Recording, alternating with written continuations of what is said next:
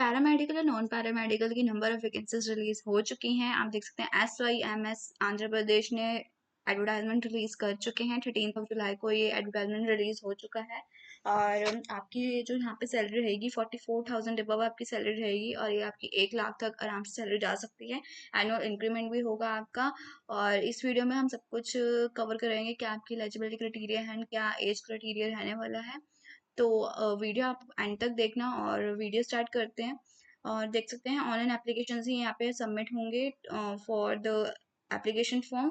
और यहाँ पे पोस्ट निकली हैं for paramedical and non paramedical in SVIMS to be filled through direct recruitment होगी आपकी। यहाँ पे आपको अगर कोई फ्रेशर्स हैं तो वो भी एलिजिबल रहेंगे।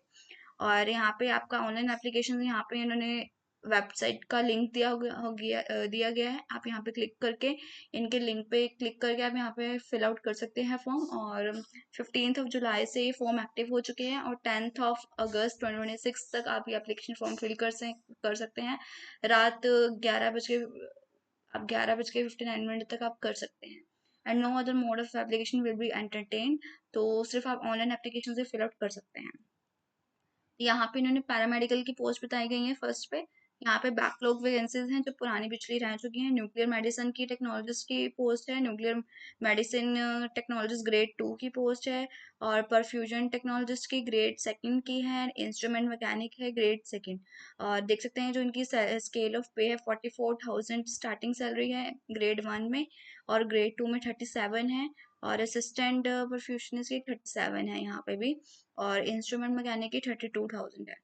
और यहाँ पे देख सकते हैं BC के लिए एक वैकेंसी है, SC के लिए ग्रेड 1 के लिए भी एक है, दोनों में। और टोटल वैकेंसीज आई हैं 4। आगे बात करेंगे। यहाँ पे रेगुलर वैकेंसीज का आपको सब कुछ डिटेल में बताया गया है। कौन कौन सी आपकी पोस्ट रहेगी। क्लिनिकल साइकोलॉजिस्ट की पोस्ट है। बायोमेडिकल इंजीनियर की पोस्ट आप देख सकते हैं। क्लिनिकल साइकोलॉजिस्ट की पोस्ट 54 आपकी 1000 अबव सैलरी रहने वाली है मंथली। एंड बायोमेडिकल इंजीनियर की 48 है। और देख सकते हैं 1,40,000 आपकी सैलरी रहेगी अगर आप करते हैं तो। फिर न्यूक्लियर मेडिसिन टेक्नोलॉजिस्ट की ग्रेड है 44,000 सैलरी है। और यहाँ पे सिर्फ सबकी एक एक वैकेंसी ही रिलीज हुई है। और 6 वैकेंसीज आई हैं फॉर फार्मासिस्ट।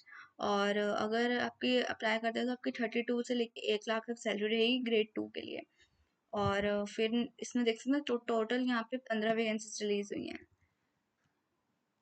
बात करेंगे फिर नॉन पैरामेडिकल की जो वैकेंसीज हैं। इलेक्ट्रिशियन की पोस्ट है 32 आपकी सैलरी रहेगी 1000 मंथली सैलरी इनिशियली। एंड फिर यहाँ पे रेगुलर वैकेंसीज बताई गई हैं फॉर नॉन पैरामेडिकल पोस्ट।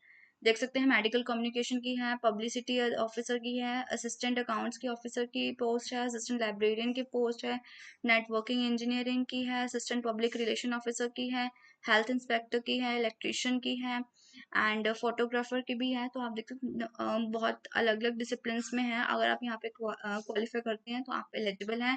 तो आप इस पोस्ट को जरूर अप्लाई करना। ग्रांट यहाँ पे जो टोटल वैकेंसीज रिलीज हुई हैं for non paramedical regular vacancies 14।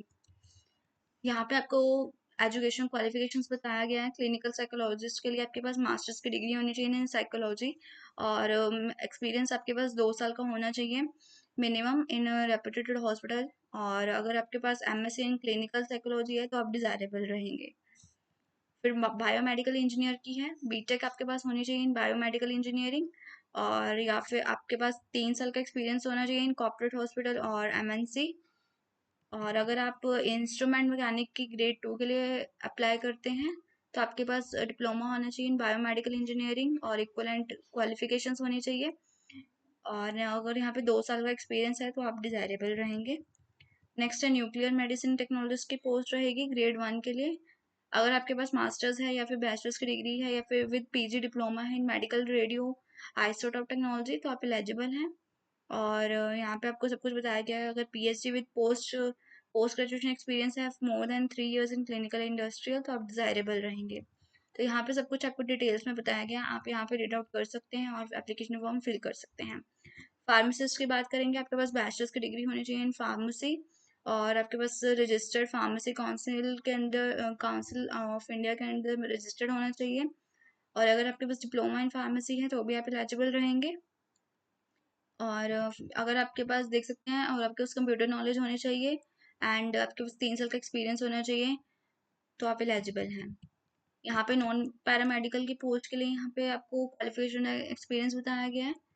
And देख सकते हैं असिस्टेंट लाइब्रेरियन के लिए आपके पास पोस्ट ग्रेजुएशन की डिग्री होनी चाहिए इन लाइब्रेरी इंफॉर्मेशन, या फिर आपके पास पीएचडी है तो भी आप एलिजिबल रहेंगे। तो 3 साल का एक्सपीरियंस होना चाहिए और कंप्यूटर नॉलेज होनी चाहिए। नेक्स्ट बात करेंगे, यहाँ पे एज लिमिट की बात करेंगे। The candidate must have completed 18 years of age and 42 years से आपकी अबव एज नहीं होनी चाहिए। और एससी एसटी कैटेगरीज के लिए 5 ईयर्स का आपके पास रिलैक्सेशन रहेगा। और मैक्सिमम एज लिमिट है 52 years with all rejection put together. अगर आपके पास रिलैक्सेशन भी लगा देते हैं कैटेगरीज को, रिजर्व कैटेगरीज, तो मनी तो मतलब आपकी मैक्सिमम एज में 52 ही होनी चाहिए, उससे ज़्यादा नहीं होनी चाहिए। तो यहाँ पे आपको डॉक्यूमेंट्स बताए गए हैं, आपने जो अपलोड करने हैं by the submission of online applications. तो यहाँ पे आप इन डिटेल यहाँ पे पढ़ सकते हैं, और यहाँ पे एक्सपीरियंस सर्टिफिकेट के बारे में आपको डिटेल्स बताई गई हैं। और यहाँ पे आप देख सकते हैं, यहाँ पे मेथड ऑफ रिक्रूटमेंट बताया गया है। और यहाँ पे आपका मैं बता दूँ, यहाँ पे आपका सीबीटी टेस्ट होगा, कंप्यूटर बेस्ड टेस्ट होगा।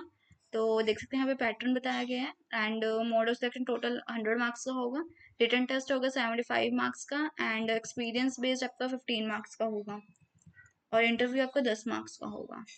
और यहाँ पे कैंडिडेट अदर कैंडिडेट्स की एप्लीकेशन फ़ी बताइए 23,060 रुपीज़ आपकी सैलरी, सॉरी, एप्लीकेशन फ़ी रहेगी 2360 रुपीज़। एंड बीसी एसटी और एससी के लिए 1770 रुपीज़ एप्लीकेशन फ़ी रहेगी। यहाँ पे जनरल इंस्ट्रक्शंस बताई गई हैं आपको क्या फिल करना है। यहाँ पे आपको सिलेबस बताया गया है आपका, क्या सिलेबस रहेगा फॉर सीबीटी टेस्ट। एंड यहाँ पे आप इन डिटेल सब कुछ रीड कर सकते हैं। यहाँ पे आपको बताया गया आपको क्या आपको सिलेबस होना चाहिए आपका फॉर टेस्ट, तो आप रीड आउट कर सकते हैं। और आपको इसका लिंक चाहिए तो आप कमेंट सेक्शन में कमेंट कर देना, लिंक मैं आपको आपका भेज दूंगी लिंक। और वीडियो अच्छी लगी हो तो please like this video and subscribe my channel career updates. Thank you so much.